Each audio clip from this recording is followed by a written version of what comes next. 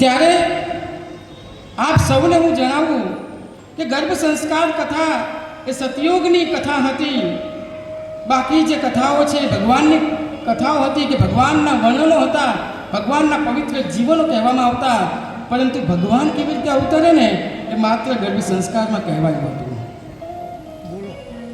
એટલે કે ભગવાનનું અવતરણ થાય કેવી રીતે એની કથા હોય ને તો એ ગર્ભ સંસ્કાર કથા છે.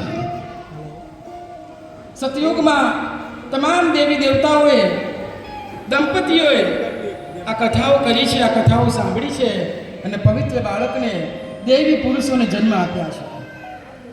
આ ગર્ભ સંસ્કાર કથા છે. અને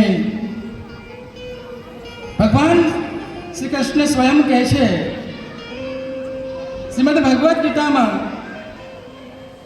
કે યદા યદા હિ ધર્મસ્ય ગ્લાનિર્ ભવતિ ભારત અભ્યુત્થાનમ અધર્મસ્ય તદાત્માનં સૃજામ્યહમ. એટલે કે અધર્મનો નાશ થાય છે ત્યારે ત્યારે હું સર્જન લઈને આવું છું. પણ આ સર્જન ક્યાં થાય છે?